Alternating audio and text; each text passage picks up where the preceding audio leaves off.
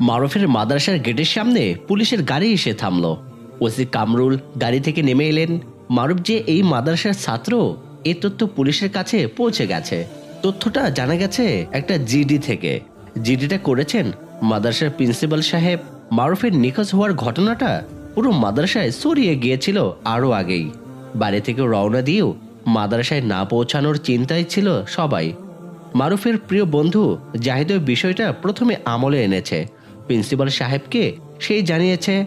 Principal সাহেব সম্ভাব্য সব জায়গায় খোঁজ নিয়েও মারুফের সন্ধান পায়নি। এরপরেই স্থানীয় থানায় জিডি করেন তিনি। সেই জিডিতেই ওসি কামরুলকে মারুফের ঠিকানা পেতে রাস্তা দেখিয়েছে। প্রিন্সিপাল সাহেব সবাইকে মসজিদে একত্রিত হওয়ার নির্দেশ দিয়েছেন। মারুফ নিখোঁজ হওয়ার আজ অনেক দিন হলো, পুলিশও তার কোনো সন্ধান নিতে পারছে না। সেলের শোকে মারুফের মা শস্যাশাহী নাওয়া খাওয়া ছেড়ে দিয়ে তিনি পাগলের মতো হয়ে গিয়েছেন। মারুফের সন্ধান এবং মায়ের সুস্থতার জন্য দোয়া করা হবে। মাদ্রাসার সকল ছাত্র শিক্ষককে এই জন্যই ডাকা হয়েছে। এখন সালাতুল হাজত পড়া হবে, এরপরেই দোয়া। মাসুদ বলল, এই জাহিদ, গেটের সামনে পুলিশের গাড়ি কেন? মারুফের খোঁজ পাওয়া গেল নাকি? অজু করে মসজিদে ঢুকতে যাচ্ছিল জাহিদ। মাসুদের কথা শুনে চমকে তাকালো, বলল, চল তো দেখি। জাহিদ, মারুফ এবং আরো দু একজন পুলিশের গাড়িটি লক্ষ্য করে এগিয়ে গেল। ওসি কামরুল পকেট থেকে একটা ছবি বের করে বললেন, এই ছেলেটাকে চেনেন? প্রশ্নটা জাহিদকে করা হয়েছে। সে ওসির হাতের ছবিটা দেখে বলল, এটা তো মারুফের ছবি। এ ছবি আপনি কোথায় পেলেন? জিডিতে তো আমরা কোনো ছবি দিতে পারিনি। কামরুল তাচ্ছিল্য ভরা গলায় বললেন, জিডির কথা ছাড়ুন, একজন খুনির বিরুদ্ধে আবার জিডি কিসের? খুনি মানে? জাহিদ বিস্মিত। মানে বোঝাবো পরে, আগে বলুন ছেলেটা কোথায়? কোথায় মানে? আমরা তো তাকে খুঁজছি। তার খোঁজে থানায় সাধারণ ডায়েরিও করা হয়েছে। তার মানে আপনার কিছুই জানেন না? মাসুদ বলল, কি জানার কথা বলছেন? আমাদের মারুফ কোথায় আগে সেটা বলুন। মারুফ একজন খুনি। ব্লগার রেহানকে খুন করে সে পালিয়ে গেছে। আমাদের কাছে তার বিরুদ্ধে শক্তিশালী প্রমাণ আছে। আমরা তাকে খুঁজছি। মারুফের বন্ধুরা হাসবে না কাঁদবে বুঝতে পারছে না। ওসি কামরুল একজন নামকরা লোক। সন্ত্রাসীদের বিরুদ্ধে সাহসী পদক্ষেপের জন্য তার সুনাম আছে। পত্রিকায় অনেকবারই এসেছে তার বীরত্বপূর্ণ অবদানের কথা। এমন একজন দায়িত্বশীল লোক এ কথা কি করে বলছেন? জাহিদ বিস্মিত গলায় বলল, আপনি কি বলছেন এসব? মারুফ করতে যাবে মানুষ খুন? কামরুল বললেন, অবাক হচ্ছেন কেন? অবাক হওয়ার কিছু নেই। জগতের সাধারণ লোকেরাই অসাধারণ কাজ করছে। সময় নষ্ট করবেন না। পুলিশের সময়ের মূল্য আছে। আপনাদের বড় হুজুর কোথায়? ওনাকে ডাকুন। মাদ্রাসার গেটে গাড়ি, মাঠে পুলিশ দেখে অনেকে এসে জড়ো হয়েছে। প্রিন্সিপাল সাহেব নামাজে দাঁড়িয়েছেন। তিনি নামাজ পড়েন ধীরে সুস্থে। তাড়াহুড়া করে নামাজ পড়ার অভ্যাস তার নেই। তাড়াহুড়া করে নামাজ পড়ে দুনিয়াদার লোকেরা। তারা নামাজে সময় নষ্ট করতে চায় না, সময় ব্যয় করতে চায় ব্যবসা বা চাকরির কাজে। নামাজের মধ্যে এসেও তার ব্যবসা বাণিজ্যেরই হিসাব করেন। প্রিন্সিপাল সাহেব দুনিয়াদার লোকদের মতো নন। আল্লাহওয়ালারা দুনিয়া বেচে দিন ক্রয় করেন, দিন বেচে দুনিয়া নয়। ওসি সাহেব মসজিদের বাইরে দাঁড়িয়ে আছেন। তার পায়ে কালো লম্বা বুট জুতা। এই জুতা খুলে মসজিদে ঢোকা তার পক্ষে অসম্ভব। তিনি বাইরে দাঁড়িয়ে থেকে এটা ওটা প্রশ্ন করছিলেন। ছাত্র এবং দু একজন শিক্ষকের সঙ্গে কথা বলে বুঝলেন মারুফ এখানে নেই। এখানকার কেউ তাকে লুকিয়ে রেখেছে বলেও মনে হচ্ছে না। কামরুল বললেন, আমি তার নোটবুকটা দেখতে চাই। নোটবুকটা কোথায়? জাহিদ প্রচণ্ড বিরক্ত হয়ে আছে। মারুফের মতো সহজ সরল বিলিয়ন একটা ছেলেকে পুলিশের লোকেরা খুনি সাব্যস্ত করছে। বিরক্তির এটাই কারণ, মারুফ কখনোই এমন কাজটি করতে পারে না। প্রিয় বন্ধুকে জাহিদের থেকে ভালো আর কে চিনবে? জাহিদ বলল, আমাদের কাছে ওর কোনো নোটবুক নেই। নেই কেন? তাহলে আছে কোথায়? আমার জানা নেই। জানা নেই কেন? আপনারা ওর বন্ধু না? জি। তাহলে বন্ধু হলে কি সব জানা সম্ভব? অবশ্যই সম্ভব। সরি স্যার, এই বিষয়ে আমরা কোনো সাহায্য করতে পারছি না। কামরুল চোখ বুলিয়ে পুরো মাদ্রাসাটা এক নজর দেখে নিলেন। এরপর বললেন, ওকে, আমরা ওর রুম তল্লাশি করব। নোটবুকটা পেলেই ওর অবস্থান চিহ্নিত করা যাবে। ওর রুমটা কোন দিকে? কামরুল মারুফের রুমের দিকে যাচ্ছিলেন। তখনই প্রিন্সিপাল সাহেব মসজিদ থেকে বাইরে এলেন। ওনাকে দেখেই ওসি কামরুলের চোখটা অবনমিত হয়ে গেল। প্রিন্সিপাল সাহেব আল্লাহ ভীরু মানুষ। আল্লাহকে যে ভয় করে পৃথিবীর সকল প্রাণী তাকে ভয় এবং শ্রদ্ধা করতে বাধ্য। এই সম্মান আল্লাহর প্রদত্ত। কামরুল খানিকটা এগিয়ে গিয়ে সালাম দিয়ে বললেন, মারুফ নামে আপনার মাদ্রাসার এক ছাত্রকে আমরা খুঁজছি। সে একজন মার্ডারার। প্রিন্সিপাল সাহেব ঠান্ডা মাথায় এক মুহূর্ত ভাবলেন, তারপর শান্ত পৌরুষপূর্ণ গলায় বললেন, আমার ছাত্ররা কখনোই এ কাজ করতে পারে না। যাদের ঘুম ভাঙে পাখি ডাকার আগে, রাত কাটে নামাজের মুসল্লায়, তারা এমন কাজ করতেই পারে না। আপনি ভুল করছেন। জি না, আমি মোটেও ভুল করছি না। প্রিন্সিপাল সাহেব বললেন, আমি আমার ধারণা থেকে না, বিশ্বাস থেকে বলছি এমনটাই হতে পারে না। আপনার ধারণা সঠিক নয়। আমাদের কাছে প্রমাণ আছে। কি প্রমাণ আছে? একটা ভিডিও ফুটেজ। আমার তো মনে হয় ভিডিও ফুটেজেও ভুল কিছু আছে। ভুল হতেই পারে না, প্রমাণ আরও আছে। আর কি প্রমাণ? নিহতের ফেসবুকে দেওয়া মারুফের হুমকি। মারুফ তাকে দেখে নেওয়ার হুমকি দিয়েছিল। সেটাও ভুল না হয়ে যায় না। মারুফ এমন ছেলেই না।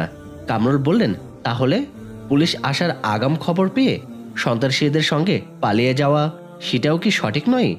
আপনি যা বলছেন এর একটাও সঠিক নয়। মাদ্রাসার ছাত্রদের সঙ্গে সন্ত্রাসীদের কোনো যোগসূত্র থাকতে পারে, এটা আমি বিশ্বাস করি না। কি করে এতটা নিশ্চিতভাবে বলতে পারছেন? আত্মবিশ্বাস থেকেই বলতে পারছি। ওকে, ভিডিওটা দেখুন আগে, তারপর বাকি কথা হবে।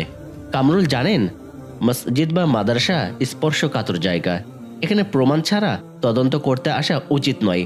তাই তিনি ভিডিও ফুটেজটা সঙ্গে করে নিয়ে এসেছেন। তার স্মার্টফোনে সেটা সেভ করা আছে। তিনি পকেট থেকে ফোনটা হাতে নিয়ে বললেন, মাদ্রাসার অফিসটা কোথায়? অফিসে বসে ভিডিওটা প্লে করা যেতে পারে। প্রিন্সিপাল সাহেব কামরুলকে নিয়ে মাদ্রাসার অফিসের দিকে যাচ্ছিলেন। শিক্ষকদের বললেন, আপনারাও আমার সঙ্গে আসুন। মারুফের বন্ধুরা দাঁড়িয়ে আছে, অনুমতির অপেক্ষা করছে। প্রিন্সিপাল সাহেবের অনুমতি পেলে তারাও দেখতে চায়, জানতে চায় কি আছে ভিডিওতে। প্রিন্সিপাল সাহেব বললেন, তোমরাও দু একজন আসো, সবাই না। সবাই গিয়ে ঝামেলা করার কি দরকার? মাদ্রাসার অফিসের কম্পিউটারে ভিডিও ফুটেজটা ট্রান্সফার করা হলো। সবার দৃষ্টি কম্পিউটারের স্ক্রিনের দিকে। ভিডিওটাতে দেখা যাচ্ছে মারুফ সেই বাড়িটাতে ঢুকলো। প্রায় 5 মিনিট অবস্থানের পর বেরিয়ে এলো। তার কাঁধে ছোট্ট একটা কাঁধ ব্যাগ, হাতে কিছু একটা দেখা যাচ্ছে, যদিও সেটা স্পষ্ট বোঝা যাচ্ছে না। সিসি ক্যামেরাটা ছিল অনেক দূরে। প্রথমে রেহানদের বাড়ি, তারপর একটা 20 ফিট চওড়া রাস্তা। 4 চাকার গাড়ি যাওয়ার মতো রাস্তা না, রিক্সা বা সিএনজি চলতে পারে এমন একটা রাস্তা পার হয়ে ইম্পোর্টার ভদ্রলোকের বাড়ি। যে বাড়ির বারান্দায় সিসি ক্যামেরাটা লাগানো ছিল, অতএব এতটা দূর থেকে মারুফের চেহারাটাই শুধু বোঝা যাচ্ছে, হাতের জিনিসটা নয়। ভিডিও দেখানোর পর কামরুল বললেন, এখন আপনারাই বলুন, এই ভিডিও কি ভুল? দেখতেই তো পাচ্ছেন ছেলেটা ছুরি হাতে বেরিয়ে যাচ্ছে। কেউ কিছু বলছে না। পুরো অফিস রুম নিস্তব্ধ। বিষয়টা নিয়ে ভাবছে সবাই। মারুফ যে খুনি নয়, তাদের কাছে এটাই চূড়ান্ত সত্য। মানুষ খুন করবে কি? সে তো কুরবানের পশু জবাই করারই সাহস করে না। গত বছরের একটা ঘটনা, কুরবানের ঈদের দিন মারুফকে এক জায়গায় পাঠানো হয়েছে গরু জবাই করতে।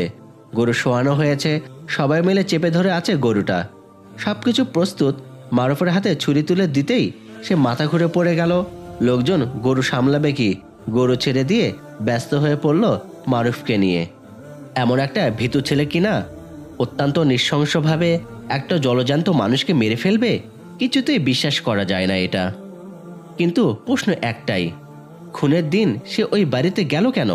আবার 2 দিন আগে রেহানকে তোর নিস্তার নাই বলে হুমকি বা কেন দিল? রেহান একজন বিতর্কিত ধর্মবিরোধী ব্লগার, এটা অনেকেই জানে। অনেকে তার পোস্ট পড়ে কমেন্টে গালাগালি করত, কিন্তু তাই বলে হুমকি, তাও আবার মারুফের মতো এতটা শান্তিপ্রিয় ছেলে এ কাজ করবে? না, কিছুতেই বিশ্বাস করা যায় না। নীরবতা ভেঙে কথা বলে উঠলেন প্রিন্সিপাল সাহেব, ওটা চুরি হতেই পারে না, ওটা অন্য কিছু। ওসি কামরুল ভিডিওটা শুরু থেকে আবার চালু করলেন। মারুফ ঢুকছে বা হাতে সে জিনিসটা কিছুক্ষণ পর বের হলো। এবার জিনিসটা ডান হাতে ধরা।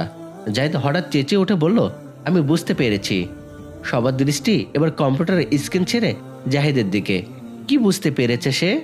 জাহিদ বলল, সম্ভবত এগুলো কুরবানির চামড়াদানের আবেদনপত্র। লম্বা খামগুলো এমনভাবে মোড়া দেওয়া হয়েছিল, সেগুলোকে ছুরি বা এ জাতীয় কিছু মনে হচ্ছে। জাহিদের কথা শুনে মাসুদের কিছু বলতে যাচ্ছিল, ওসি কামরুল থমথমে গলায় বললেন, স্টপ, স্টপ ইট। কি শুরু করছেন আপনারা? আশ্চর্য, একজন খুনিকে বাঁচাতে এত অজুহাত কেন আপনাদের? আমাদের ইসলাম ধর্মে কি কোনো অন্যায়কারীর পক্ষে মিথ্যা সাক্ষ্য দেওয়ার অনুমতি আছে? একজন শিক্ষক বললেন, আমরা মিথ্যা সাক্ষ্য দিচ্ছি না, ছেলেটা তো ঠিক কথাই বলছে। কোনটা ঠিক বলছে? রেহান যেদিন খুন হয় সেদিন মাদ্রাসার পক্ষ থেকে এরকম আবেদনপত্র বিলি করার জন্য ছাত্রদের পাঠানো হয়েছিল। মারুফকে ওই এলাকায় কাজ করার জন্য পাঠানো হয়ে থাকতে পারে। এক্স্যাক্টলি। আর এই সুযোগটাই কাজে লাগিয়েছে মারুফ। রেহানকে হত্যা করে ধর্মদ্রোহিতার প্রতিশোধ নিয়েছে। এটা হতেই পারে না। কেন পারে না? আমরা আগেও বলেছি মারুফ এমন ছেলেই নয়। এই কথাই ওসি কামরুল প্রচণ্ড রকমের ক্ষেপে গেলেন। বসা থেকে দাঁড়িয়ে গিয়ে ক্ষিপ্ত গলে বললেন, বারবার একই কথা বলছেন। আপনারা চাইলে কি একজন খুনিকে আইনের হাত থেকে বাঁচাতে পারবেন? কখনোই না। আমরা যেভাবেই হোক ছেলেটাকে খুঁজে বের করব। কথাটা বলেই বের হয়ে যেতে উদ্যত হলেন কামরুল। ছাত্ররার পথ ছেড়ে দাঁড়ালো। মারুফের বন্ধুরা শঙ্কিত দৃষ্টিতে তাকিয়ে আছে। ওদের প্রাণ কেঁদে উঠছে। বন্ধুর কোনো ক্ষয়ক্ষতি হবে না তো? প্রিয় বন্ধুটি কোনোভাবে ফেঁসে যাবে না তো? প্রিন্সিপাল সাহেব বললেন, 1 মিনিট দাঁড়ান। প্রিন্সিপাল সাহেবের গাম্ভীর্যপূর্ণ কণ্ঠে কিছু একটা ছিল। কণ্ঠ শুনে কামরুল থমকে দাঁড়িয়ে যেতে বাধ্য হলো। আপনারা হয়তো ভাবেন কওমি মাদ্রাসার জঙ্গলি তৈরি হয়, নাশকতা প্রশিক্ষণ দেওয়া হয়, কিন্তু আজ পর্যন্ত এর একটা প্রমাণ করতে পেরেছেন? কামরুল প্রিন্সিপাল সাহেবের চোখের দিকে একবার তাকিয়ে চোখটা নামিয়ে নিলেন। প্রশ্নের জবাব তার কাছে নেই, কারণ এমনটা এখনো প্রমাণিত হয়নি। প্রিন্সিপাল সাহেব শান্ত গলায় বললেন, আপনার নিশ্চয় সন্তানাদি আছে? কামরুলের চোখে এক মুহূর্তে বান্টির অসুস্থ অসহায় চেহারাটা ভেসে উঠল। তিনি বললেন, আছে। মারুফও আমাদের সন্তান। সন্তানকে বিনা দোষে কেউ দোষী করতে চায় না। আমরাও চাচ্ছি না আপনার কোনো ভুল পদক্ষেপের কারণে যদি আমাদের এই সন্তানটির কোনো ক্ষতি হয়, আল্লাহ আপনাকে ক্ষমা করবে না। কথাটা শুনে ওসি কামরুল কি যেন ভাবলেন। তারপর ধীর পায়ে অফিস রুম থেকে বের হয়ে গাড়িতে গিয়ে উঠলেন। প্রিন্সিপাল সাহেব চিন্তিত মুখে সেদিকে তাকিয়ে রইলেন কিছুক্ষণ। তারপর ছাত্র এবং শিক্ষকদের উদ্দেশ্যে বললেন, আসুন আমরা দোয়ায় মশগুল হই। আমাকে কি আপনাদের সঙ্গী করা যাবে? বেলাল আহমেদ ঘাড় ঘুরিয়ে তাকালেন। উষ্ণ শুকনো চুল, বিবস্ত্র চেহারার একটা ছেলে সামনে দাঁড়িয়ে আছে। দাড়ি টুপি দেখে মাদ্রাসার ছাত্র হিসেবে কিছুটা আন্দাজ করা যাচ্ছে। চোখ জোড়া প্রায় কোটরে চলে গেছে। গায়ের আধময়লা কাপড় জানান দিচ্ছে সেগুলো অনেকদিন ধরে অবহেলা ভোগ করছে। বিলাল বললেন, আপনার পরিচয়? ছেলেটার সহজ সরল চেহারায় কিছুটা ইতস্তত ভাব পরিপঙ্খিত হলো। আমি আব্দুল্লাহ। কাকরাইল মসজিদ থেকে 40 দিনের জামাত নিয়ে বান্দরবনের উদ্দেশ্যে রওনা হচ্ছিলেন বিলাল আহমেদ। তিনি এই জামাতের জিম্মাদার। বিলাল আহমেদ মেডিকেল কলেজের একজন লেকচারার। লেকচারার শব্দটা বললে চোখে একজন বয়স্ক রাশভারী মানুষের চেহারা ভেসে ওঠে। বিলাল সেই বয়সের না, তার বয়স 25-30-এরও কম। হাসি খুশি মানুষ, ছাত্র জীবন থেকেই তাবলিগ করেন। তাকে প্রথম দেখে অনেকেই প্রশ্ন করে, আপনি কি মাদ্রাসায় পড়েন? তিনি হেসে জবাব দেন, না ভাই, আমি মাদ্রাসায় পড়িনি কখনো। পড়ব কিভাবে? আমি খুবই সাধারণ একজন মানুষ।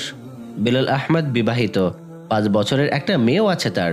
মেয়ের নাম সাফওয়ানা।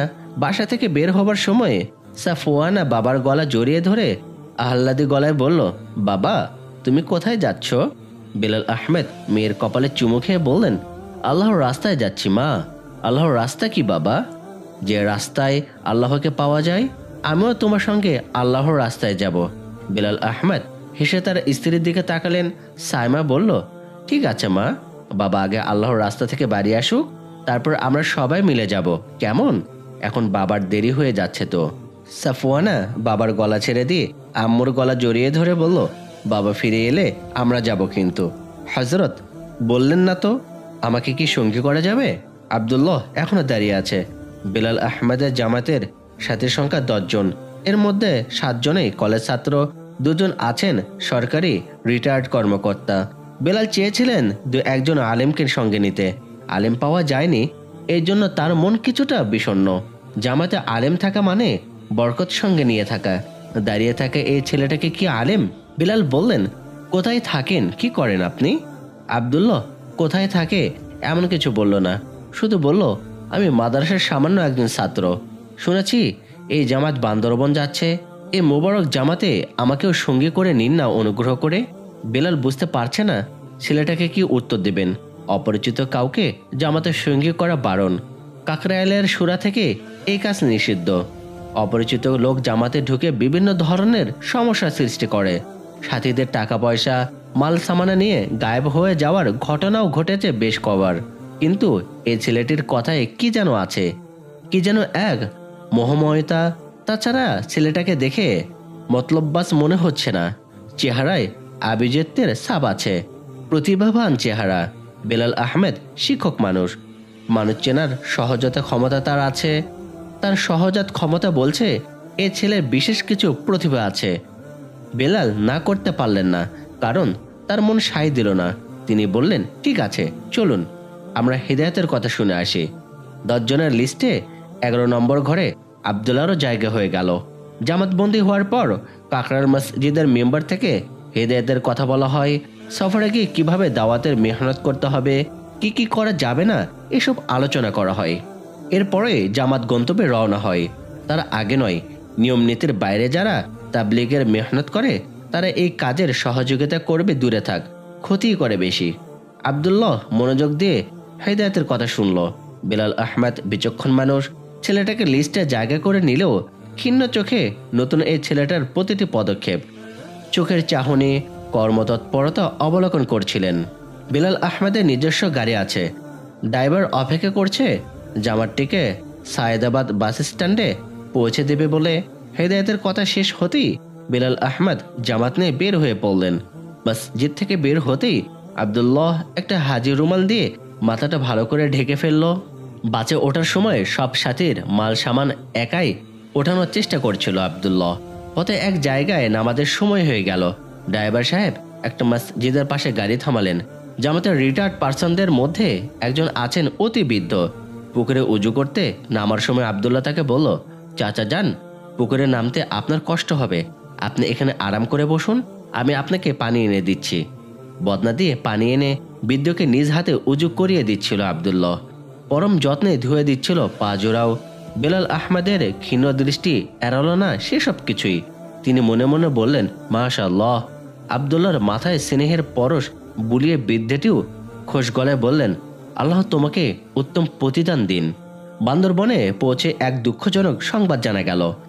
এলাকায় কিছু লোক বলল, পাহাড়ি এই এলাকায় খ্রিস্টান মিশনারিদের অতৎপরতা চলছে। বেশ কয়েকটি পরিবার মুসলিম থেকে খ্রিস্টান হয়ে গেছে। অভাবে স্বভাব নষ্ট হয়। কিছু অভাবগ্রস্ত পরিবারে অসহায়ত্বের সুযোগ নিয়ে তাদের টাকা পয়সার লোভ দেখিয়ে খ্রিস্টান বানিয়ে ফেলেছে মিশনারির লোকেরা। এই খবর শুনে বেলাল খুবই দুঃখিত হলেন। সিদ্ধান্ত নিলেন ধর্মান্তরিত হয়ে যাওয়া সেসব লোকের সঙ্গে দেখা করতে হবে, তাদের পুনরায় দাওয়াত দিয়ে ইসলামের সুশীতল ছায়াতলে নিয়ে আসার চেষ্টা করতে হবে। তিনি জামাতের সাথীদের উদ্দেশ্য করে বললেন, এই কাজে কে কে তৈরি আছেন? এখানেও আব্দুল্লাহর প্রথমে হাত তুলল। আমি তৈরি আছি জনাব। বেলাল আহমেদ খুশি হয়ে বললেন, তুমি আমার ছোট ভাইয়ের বয়সী, আমি কি তোমাকে তুমি করে বলতে পারি? অবশ্যই, কেন নয় হজরত। আব্দুল্লাহর সংক্ষিপ্ত জবাব। তুমি কি এই প্রথম তাবলিগে এসেছো? আগেও এসেছিলে? জি। কতবার? একবারই। কোথায় সময় লাগিয়েছিলে এর আগে? রংপুরে হজরত। বেলাল আনন্দিত গলায় বললেন, তার মানে এই নিয়ে মাত্র 2 বার? মাশাআল্লাহ, দ্বিতীয়বারে কিন্তু যথেষ্ট হিম্মত দেখাচ্ছ তুমি। আব্দুল্লাহ এই কথার কোনোরূপ প্রতিক্রিয়া ব্যক্ত করল না। ছেলেটা কথা বলে খুবই অল্প, না বললেই নয় এই টাইপ। বেলাল প্রথম থেকে লক্ষ্য করেছেন বিষয়টা। ছেলেটা অন্যদের চেয়ে কিছুটা আলাদা, ভাবুক ছেলে, সারাক্ষণ কি যেন ভাবে। কথা কম বলা ভদ্রতার লক্ষণ। এই ছেলে অসম্ভব ভদ্র। পার্বত্য অঞ্চল বান্দরবনে মসজিদ মাদ্রাসা খুবই অল্প, একেবারেই হাতে গোনা। বাড়িঘরগুলো উঁচু উঁচু পাহাড়ের ঢাল অথবা ঝিরির পাশে। ঝর্ণা নেমে আসা পানির ধারাগুলোকে স্থানীয়রা ঝিরি বলে। এখানকার লোকগুলোর পারিবারিক অবস্থা খুবই করুণ। অধিকাংশই দিন এনে দিন খায়। পাহাড়ে পাহাড়ে জুম চাষ আর গরু বাছুর পালন করে কোনো রকমে দিন চলে তাদের। গরিব এই মানুষগুলো টাকা পয়সাকেই বড় মনে করে, দিন ধর্মকে নয়। মসজিদ মাদ্রাসা প্রতিষ্ঠা করা নিয়ে তাই তাদের ভাবনা নেই। মানুষগুলোর জীবনযাত্রা অতি সাধারণ। এই সাধারণ দরিদ্র লোকগুলোর পেছনে অক্লান্ত প্রচেষ্টা করে যাচ্ছে খ্রিস্টান মিশনারির লোকেরা। টাকা পয়সার লোভ দেখিয়ে ইমান লুণ্ঠন করে নিচ্ছে ওরা। এমনই একজন ধর্মান্তরিত নাম মাইকেল, তার মুসলমান নাম ছিল মকবুল। মাত্র 40,000 টাকার বিনিময়ে মকবুল ধর্মান্তরিত হয়ে যায়। মিশনারি থেকে 20,000 টাকা দিয়ে তাকে দোকান করে দেওয়া হয়েছে, মালামাল কিনে দেওয়া হয়েছে বাকি 20,000 টাকার। এই তথ্যগুলো জানালো স্থানীয় এক মেম্বার। মধ্যবয়সী এই মেম্বার সাহেবের নাম জয়নাল মিয়া। মিশনারির লোকেরা তাকেও দাওয়াত দিয়েছিল, টাকার লোভ তাকেও দেখানো হয়েছিল, তিনি তাতে সম্মত হননি। ইমানটাকে বেঘরের প্রাণ দিতে দেননি তিনি। পাহাড়ি পথগুলো খুবই বিপজ্জনক, রাহাবার ছাড়া এ পথে চলাফেরা করা সম্ভব নয়। বেলাল আহমেদ আবদুল্লাহকে নিয়ে মকবুলের সঙ্গে দেখা করতে বের হলেন, সঙ্গে রাহাবার হিসেবে মেম্বার সাহেব। মসজিদ থেকে বের হয়ে কিছু দূর যেতেই একটা ঝর্ণা পার হতে হলো। ঝর্ণার পাড়ে সুন্দর ছিমছাম একটা বাড়ি, মাটির ঘর, মাটি দিয়ে তৈরি করা ঘর। বেলাল এ প্রথম দেখলেন। বাড়ির চারপাশে ফল ফলাদি এবং সবজির বাগান। বেলাল বললেন, বাহ, চমৎকার। মেম্বার সাহেব বললেন, যদি কিছু মনে না করেন একটা অনুরোধ করতে পারি। কি অনুরোধ বলুন? গরিবের বাড়িতে 10 মিনিটের জন্য যদি মেহমান হতেন।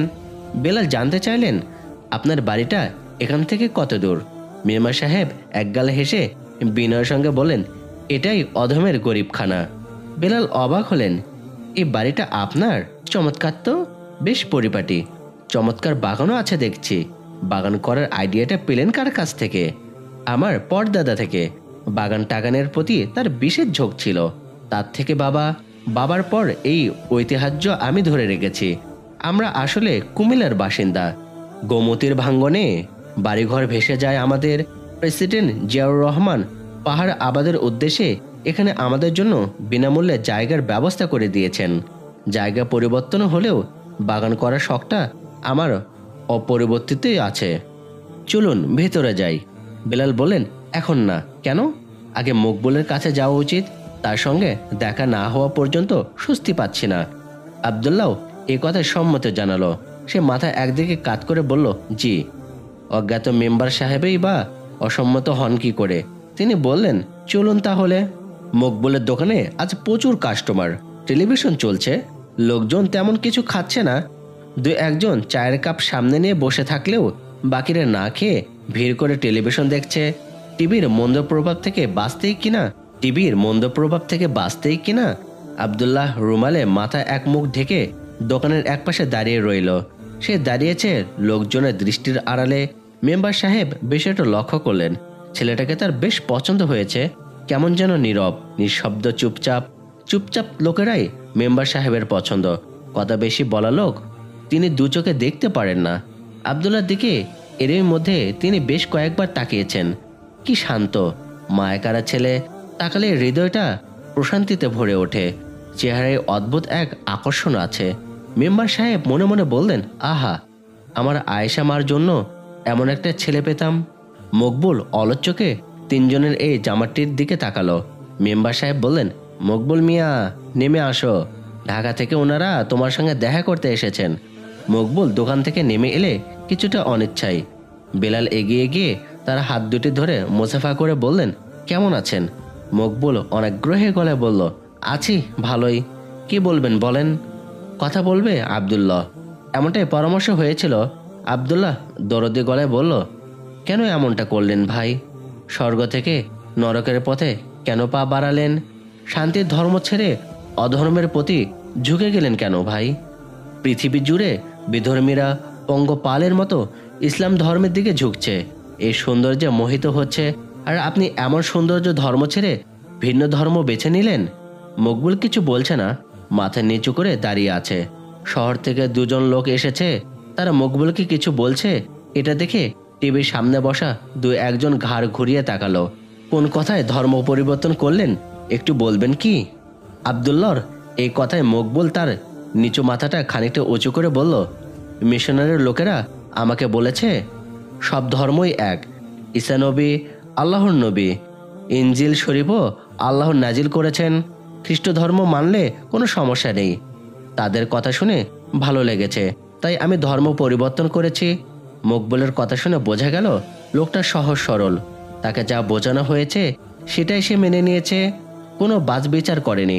কোরআন নাজিল হওয়ার পর থেকেই যে সকল আসমানি কিতাবের প্রয়োজনীয়তা ফুরিয়ে গিয়েছে এই কথা তাকে কেউ বোঝায়নি। আবদুল্লাহর মন এই সহজ সরল মানুষটির জন্য কেঁদে উঠল। সে মকবুলের হাত দুটো ধরে বলল, ভাই, আপনাকে ওরা ভুল কথা বলেছে। ভুল বলবে কেন?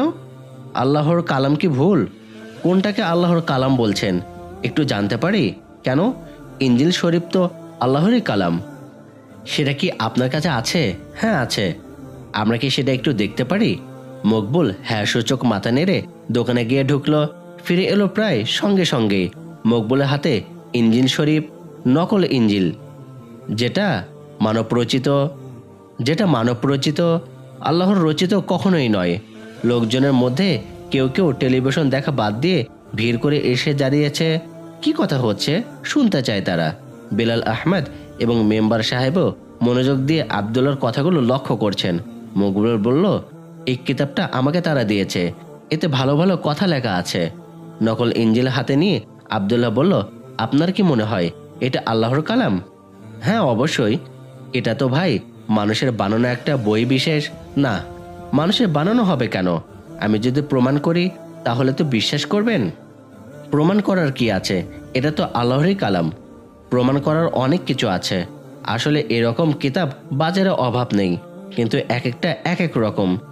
একটার সঙ্গে আরেকটার অনেক অমিল পাবেন, অনেক পার্থক্য আছে। যে যেভাবে ইচ্ছে ছাপিয়ে বাজারজাত করছে। অথচ কোরআনকে দেখুন, পৃথিবীতে যত কোরআন আছে সবগুলো একই রকম, কোনো অমিল নেই। আবদুল্লার কথায় মকবুল কিছু বলল না। ভিড় করা লোকজন বলে উঠল, হুজুর তো ঠিকই কইছে, কোরআন শরীফ তো সবই এক। আরও প্রমাণ আছে। সারা বিশ্বে একজন বাইবেল বা ইনজিলের হাফেজ পাবেন না, কিন্তু পবিত্র কোরআনের অসংখ্য হাফেজ বিশ্বের সর্বত্র ছড়িয়ে আছে। বিশ্বের সমস্ত কোরআনও যদি ক্ষমতার জোরে কেউ পুড়িয়ে ফেলে কাজ হবে না। হাফেজদের বুক থেকে এর আলো ঠিকই আবার জ্বলে উঠবে। টেলিভিশন বন্ধ হয়ে গেছে। সত্যের আলো জ্বলে উঠলে যে অসত্য এমনিতেই নিভে যায়, এটা এখানেও প্রমাণিত হলো। টিভির দর্শকরা আবদুল্লার কথা শোনায় মনোযোগী হয়েছে। মুগ্ধ হয়ে তারা তার কথা শুনছে। আবদুল্লাহ তার হাতের বইটা খুলে বলল, প্রমাণ আরও দেওয়া যায়। এই দেখুন, বইটির শুরুতে লেখা আছে তৃতীয় সংস্করণ।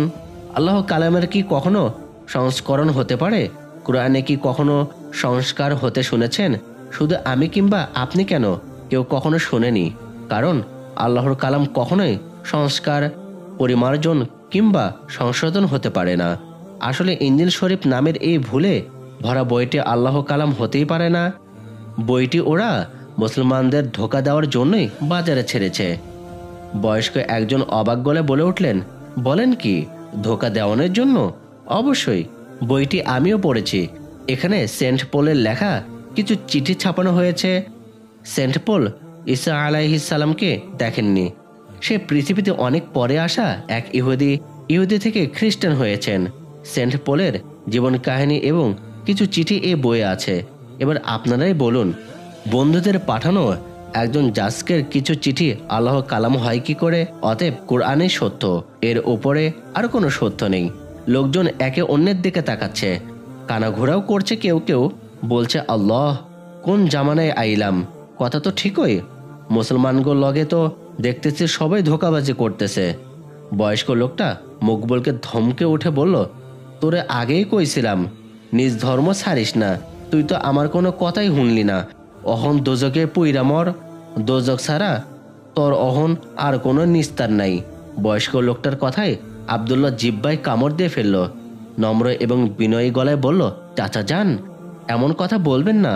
কোনো নিস্তার নেই, এই কথা ভুল। নিস্তার অবশ্যই আছে। বান্দার ভুল হতেই পারে, তওবার এখনো সময় আছে। তওবা করে ঈমান গ্রহণ করলে আল্লাহ অবশ্যই সব ভুল ক্ষমা করে দিবেন।